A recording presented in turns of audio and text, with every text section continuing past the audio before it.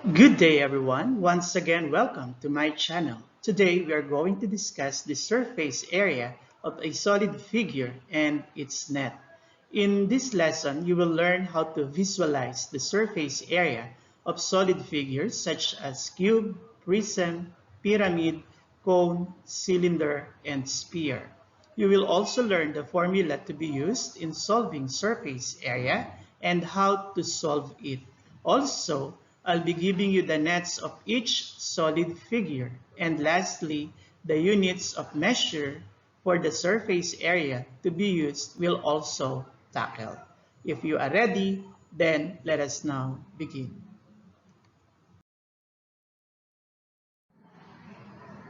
At first, let us have the definition of terms. First, surface area, and then second, solid figures. When we speak of surface area, this refers to the sum of the areas of all the surfaces of a solid figure. Meaning to say, kukunin lang natin lahat ng areas and then pagsasama-samahin, yun yung tinatawag nating surface area. And when we speak of a solid figure or solid figures, these are figures made from different plane figures such as square, rectangle, triangle, and the like. So again, once na alam natin on how to get the areas of different plane figures, then we can perform this what you call surface area. In solving for surface area, it is very important that you know what plane figure is represented by its face. Another way of describing the surface area of a solid figure is through determining the area of its net. Now, ano ba itong net na sinasabi? When we say net, it is a flat pattern that you can fold to form a solid figure. So mamaya, makikita nyo yung net ng bawat solid figure na ating tatalakayin.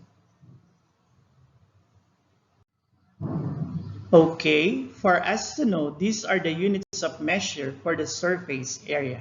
To measure surface area, we'll be using square units such as square millimeter, square centimeter, square decimeter, square meter, square kilometer, square inch, square foot, square yard, or square mile. So ito yung iba't ibang units na pwede nating gamitin in getting the surface area of a different figures or shapes. Okay?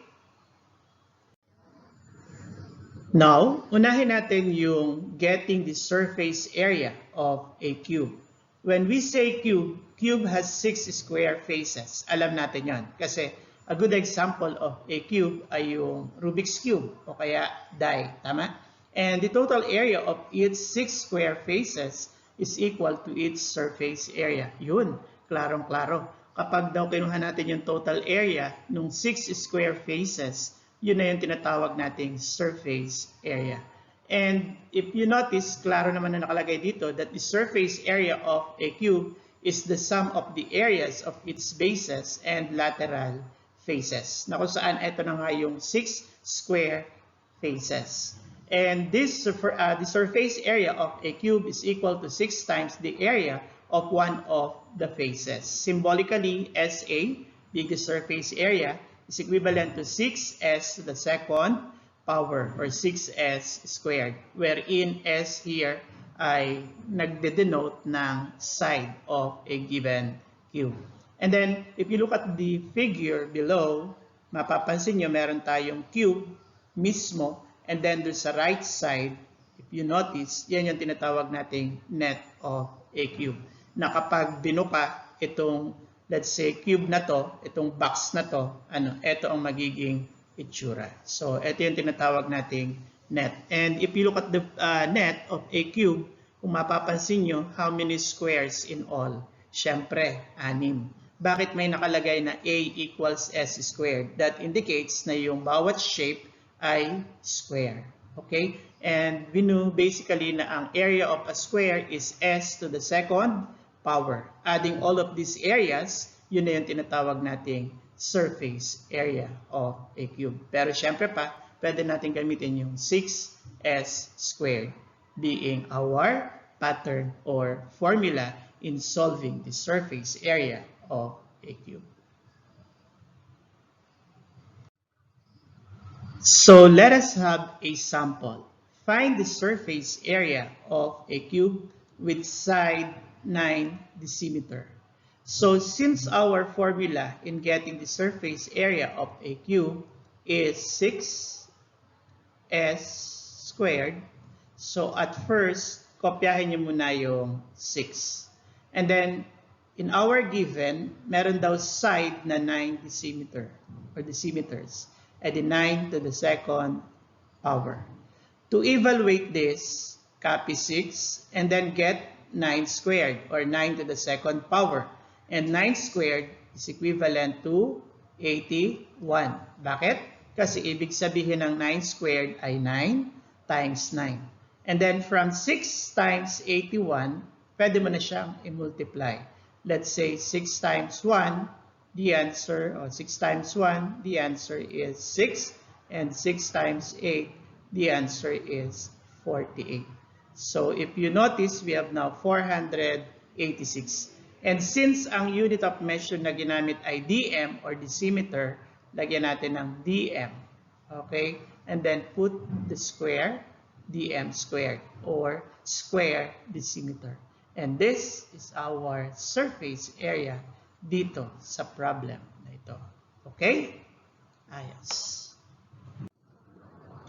Let us have another sample. Suppose there is a given decimal dun sa side. For example, the given side, let's say, is 1.2,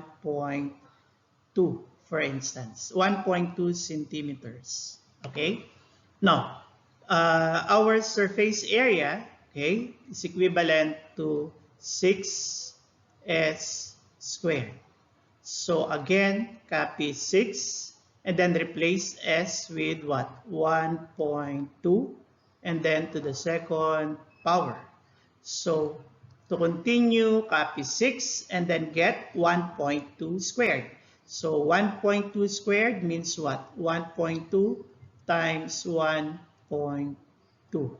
So we have 2 times 2 here, 4, then 2 times 1, 2. And then move one place to the left. It is now 1.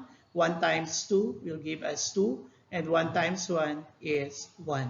Then time to add. So we have 4. Bring it down. And then 2 plus 2 is also 4.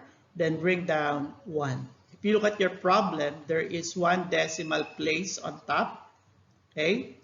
And then another 1 decimal place here at the bottom.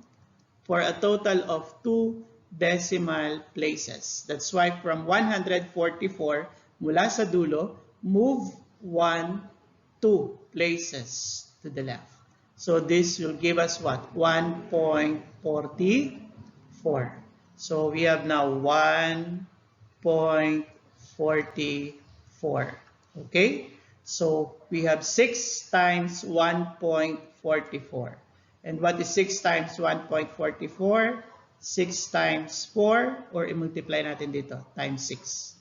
So 6 times 4, what is 6 times 4? We have 24, carry 2. 6 times 4 is still 24 plus 2 is 26, carry 2. And 6 times 1 is 6 plus 2, that is 8. Then copy the decimal point. Since you have 2 decimal places here, wala sa baba, kaya from the end, 1, 2. So the answer is 8.64. So, right? 8.64. At ano yung ating unit of measure? Centimeter to the second power is our surface area.